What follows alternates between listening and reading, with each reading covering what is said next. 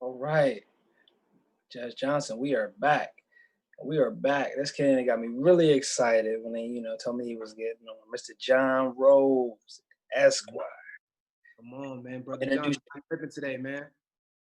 All right, just introduce yourself. Let the people know a little bit about you and your background and things of that nature. We can get into, some of the meat and Of potatoes. course. Well, depending on where you're at, good evening, everybody. I'm John Rose. I'm a sports and entertainment lawyer based here in Atlanta, Georgia. Originally born and raised in Queens, New York. Um, I work for one of the largest firms in the nation, Lewis Brisbois Biscard and Smith. I also run a record label. It's the first of its kind called Collective Gallery, and I have a nonprofit catered towards domestic violence for young teenagers between the ages of 15 and 30. So doing all I can to effectuate change. I appreciate Brother Johnson for having me, Dash Radio, Twitch, and everybody that's tuned in. It's going to be very difficult to follow up behind Ms. Castile and all the great panelists that we've had here today, but hopefully I could provide some valuable insight to you all, just share my story, how I feel about everything, and learn obviously some more about you, Brother Johnson. See, a lot of people don't understand. You said when we came on, I was talking to you. Said same background, and you are younger than me. Tell the people how old you are, because I don't think they. He did My all of these things. Industry age or my real age? My industry age, I'm 22. My government age, I'm 27 years old, man. I turned 28 September 30th. Shout out to all my Libras. But it's been a blessing to be where I'm at and to have worked on the matters that I've worked on to date, man. And I know you. How old are you now? What, 35, 42? I think I gotta give an industry age now. I said my industry age is gonna be 25, but I'm real life 30. I see. 30 years old, man. 30, cheated a lot. Cheated a lot. Been sitting on the bench since you was 27 years old, right? Yeah. Yes, sir. Yes, sir. So we gonna get straight into it. I feel like how do stereotypes influence how we look at and understand the world? And as far as what's been going on, because I feel as though when you take an individual, and like I've said this before, outside of the community comes in, he's getting what he sees on TV, like all these young kids, what we see on TV, and we don't see a lot of black families or black individuals on TV getting a good influence. They don't see 27-year-old lawyers as in the entertainment industry, or 27-year-old judges. They don't see those type of things. Yeah, everything is a learned behavior. A lot of what I learned growing up was obviously a direct influence of my environment and of my household. Growing up in Queens, New York, we didn't really like police, right? You had to stop and frisk era. Police officers would obviously had the right to come up to you, frisk you. You could just be walking to, the corner store to grab something to eat that night for your family. And we lived in that day and era growing up to where the police were not our friends, right? They were to us the opposition, and the music that we listened to also continued to influence that. So for me, having not seen any lawyers, being the first in my family to go to school to be able to become an attorney, only seeing my parents and peers wanting to grow up to be rappers and athletes, and it's not that there's anything wrong with that, but that's just all we knew. I told myself, well, why not go ahead and join a field of practice that doesn't really look too familiar, to our people growing up, but can still provide a valuable service. And I specifically represent the athletes and the musicians that, a lot of my people from my community wanted to grow up and be. So, for me, it was definitely changing that narrative. To finish that sentence, I want to be a lawyer like John Rose when I grew up, because I didn't have that. Yeah. I didn't have someone to go after. With social media, with platforms like Twitch, you can have a black judge who's of your age and a black attorney of my age and say, wow, they look just like me. Oh, I can have a beard, I can have earrings in the court, like just trying to break that stigma of saying, well, if you can provide a good work product, I can go at anybody, color, race, sex. It's about providing a valuable service, and that's what's important. Yeah. So what were some of the obstacles that you have overcome? Because I know for me, when I was growing up, I seen that guy that had the Panamera, and he didn't have a job. He was a street pharmacist, and it's just like when you look at me coming up, I look down. My mom bought me $30 shoes, $30 sneakers. I was like, well, if it's that easy, just, exchange the money, then like, is it worth it? Or how do you like, what things that have you overcome? I know for me personally, it was more of those things that I actually walked into a McDonald's and I seen a 50-year-old and I asked him, why do you work at McDonald's at this age? And they say, I made mistakes in my life where I can't get a job anymore. So that hit me. Like, even like people like, wow, I was a person that, yeah, that's what hit me. I mean, for me, same thing, bro. Trying to survive. I was the oldest sibling. I had older siblings that, lived in Jamaica, but I was the older sibling growing up in the house, and I had a little brother and sister who I needed to protect.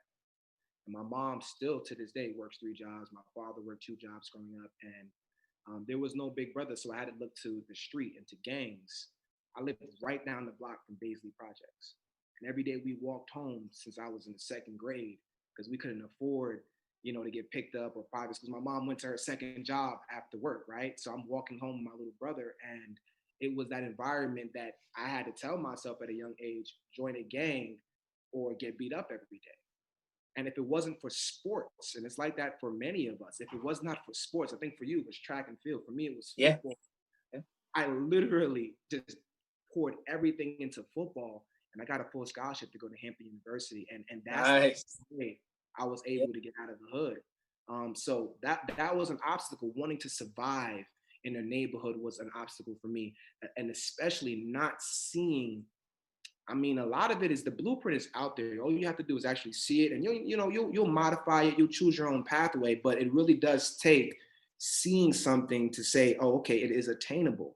No one in my neighborhood saw what a successful Black attorney looked like. I mean, we only knew Johnny Cochran, and that was because of the famous case. I mean, but we still didn't get that personal touch, right? Of really, literally having that. So that was an obstacle for me, trying to survive in the neighborhood I lived in and not actually seeing and being able to learn directly from a mentor or a father figure who had actually was an attorney or had a professional job like how we have, right? I mean, even you saying that, like, what are some factors that you think created the imbalance of power within the culture? My parents came here with no money, bro. It was poor. So I'm full Jamaican. I'm of Jamaican descent. And the imbalance actually starts with having to live in certain communities because, we just cannot afford to live other places. So I think that's the first thing. I mean, we don't choose, the lives that we're born into. I watched this video on Instagram yesterday, and it's been going viral for quite some time. And it was literally, they all started on this line. I don't know if you've seen it already. It's been going viral. And this gentleman had everyone take 2 steps if you grew up in that. Yeah. And I swear, bro, I cried, bro. Like I literally tore up because I would have been right there on that back line. I mean, I had a father in my life, so thank God to him. But outside of that, those 2 steps, I was right there behind everybody. And we still on our race. So those were those obstacles, that we had to grow up in. I had someone that believed in me in high school, and I got a full scholarship to go to a private high school to play football. If I didn't have that, it was over for me. So I was blessed. Well, yeah, that's a straight blessing. It's the same thing with me. I looked at something and said, let me try that. Ended up, 2 weeks later, state champion. It's like, oh, you going to college? Because I always thought, in my head, I was like, I need to, do something. But that's wild because you're not giving. I have a lot, and I'm sure you have the same thing. A lot of, and this is why I'm happy to be where we're at right today. I have a lot of young people that reach out to me and say, hey, I want to be exactly like you when I grow up. How do I get there?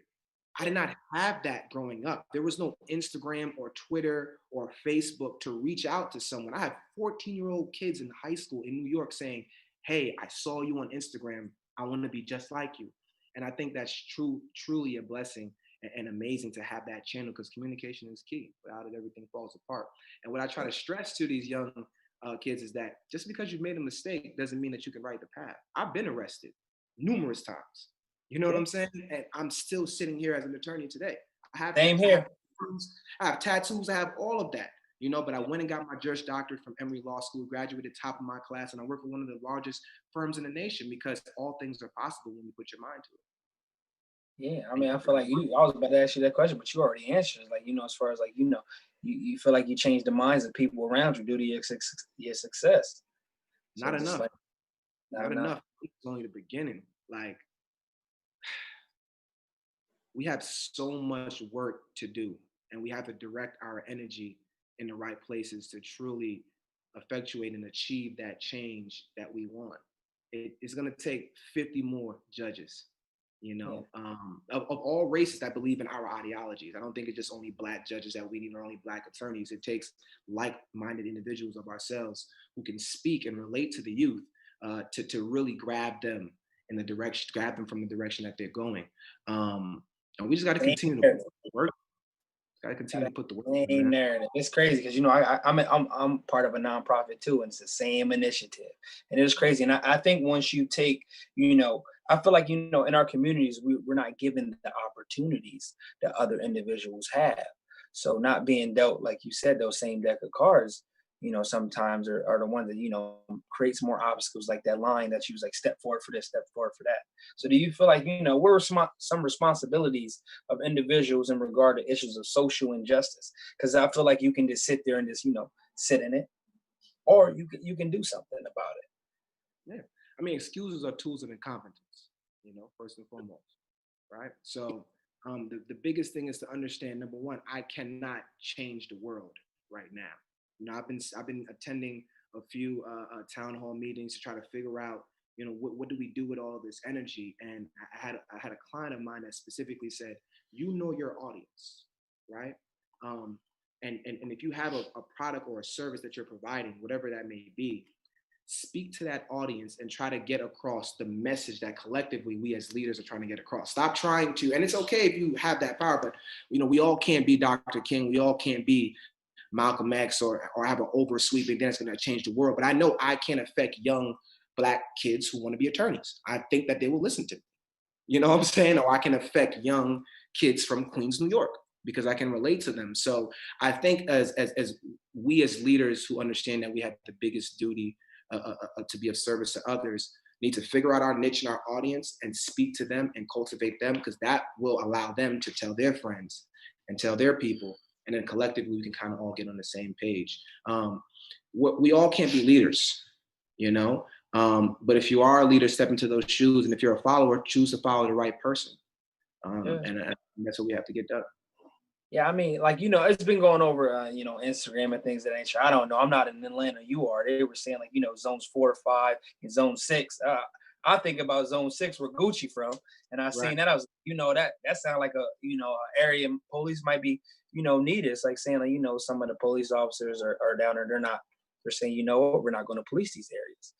You're not going to be able to call us. So it's like Right. a, You not mentioned only some, defunding, it's like deactivating the police. yeah. You had a great point about um, within these communities. I knew it was like that in me in New York. We didn't know any of the police officers because none of the police officers was from that community, and we didn't grow up. No one in Zone 6 right now is thinking, "Yeah, I can't wait to be a police officer here in Zone 6." It is no Yeah. one thinking about that right now, right? So it takes someone, whether they're from Zone 6 or not, or from Queens, New York or not, to say, you know what, this is what I want to do. I have a passion for this. Let me change the rhetoric of how police officers looked at in that community, because it truly takes. I mean, what we need to do is already out there. The platform is already out there. I'm gonna be honest with you. I've been hearing some great steps to take. For example, in Atlanta, we have a community board. I didn't know much about it until honestly recently, to be very Yeah. transparent, to where people from the community come together and they speak and publicize the injustices with certain police officers, certain complaints and things like that. But every county in Georgia doesn't have that. Cobb doesn't have that. To my understanding, I don't think Marietta has that. There's counties in Georgia to where there's no visibility as to what's going on. So for the first time, after someone has already been killed, we're hearing that this police officer has had 10 of these infractions previously, right? We have social media now. We have the right people sitting on the right board. We can go ahead and get that information out to put some pressure on the people up top, the chief officers over at the police stations, to say, well, if this person's had 10 infractions, maybe we should reconsider them just being at a desk job, or maybe not having no job at all. But I think that visibility and communication is very important. So that way we can start building trust. Because without Yeah. trust, people are going to be quick to pull triggers. Black people are going to be quick to run, to defend themselves, rightfully so. And we're going to continue to have this disconnect. Yeah, wow. You saying that something come to my mind as like an idea or an initiative. Like, is what it should be a weekly report that's transparent. If you want to be able to see it, you can go on our website and see all of the infractions. So it's not more so of like we're not protecting this because why would you want to be a part of something that's supposed to stand for something good and safeguarding the community, but you're protecting individuals that aren't doing their job. Right. So And I how think so yeah, I think there's a lot of, and you as a judge, there's a lot of legislation. It's easier said than done that can be pushed forward. And I think Atlanta has been trying to take steps towards that. Listening to Mayor Bottoms, who came out, trying to have we as lawyers, right, and you as a judge, right, there's certain things that we can and cannot do, and we're going to be held. We're held to a higher standard, point blank, right? Police officers who can literally take away someone's life, liberty, and freedom should also be held to that higher standard. And if a police officer, whether he's the one pulling the trigger or causing whatever may be going on, there should also be some form of reprimand for those individuals who sit by and just allow it to happen. You Yeah, I know, mean, Curry was just talking about that as terms of like the immunity factor. Like if you didn't have this immunity hanging over your head, where you weren't liable, financially, or for and it's like the state's gonna back me, so it's like I have no worry, I have no fear of losing anything because I have the immunity. every single day I think about outside of just my moral compass committing malpractice. And I'm like, Yeah, I, you're not I protected. Why? I Doctors will aren't get sued protected. if I don't do my job. If a doctor leaves something in someone's body, an object, and they will get sued for malpractice. Police officers should be also held accountable if they've been grossly negligent in their duties. Um, and I think some legislation pushing towards that, ensuring that body cameras. Not every county has laws in place to where body cameras stay on. I think anytime. I mean, I think in Atlanta, once the gun is like out the holster, the body camera stays on at that point and reverts back a certain amount of seconds. But every county doesn't have that. I think, quite frankly, as soon as a stop insinuates or commences, the body camera should never turn off. In my opinion. So essentially what's being said is like if there wasn't no huge platform on social media or a camera on a Wendy's or a young teenage girl with a cell phone. It'll be a wrap, bro. Think about Sean Bell. A lot of people don't know Sean Bell. I've been mentioning his name to a few people. It was 2006 when I was entering to high school. And Sean Bell was shot at 50 times, right, in New York City. Yeah. And all he had on him was, his cell phone. He had no weapon on him, and these police officers shot at Sean Bell 50 times, And had this been a social media era, somebody would have said something much more than, where it's at. But these injustices have been going on for quite some time now. And it is great that we are in a time and era to where things can get documented and we can try our best to push forward. I mean, you mentioned that, even before we close, what for me, what lit my fire was when I seen the Fruitvale station and Oscar Grant was handcuffed and he was on his stomach. I cried, bro. And it's just like, why didn't I hear about this before this movie came out? And it's like, oh, he did 11 months and I thought it was a taser. Wow. I cried too, man. So that's all we got to keep doing is just getting the word out, doing our civil duty, and just praying that we can have live in. Hey, brother, listen, I appreciate you. And I thank you for doing what you're doing. Keep, lifting and reaching and, and keep being, that beacon of light for our youth. It was an honor and a pleasure. And I would definitely keep in contact, my good brother. Likewise, my brother, keep fighting the good fight. Stay safe out here, man. We'll talk soon. All right. All right. Yo.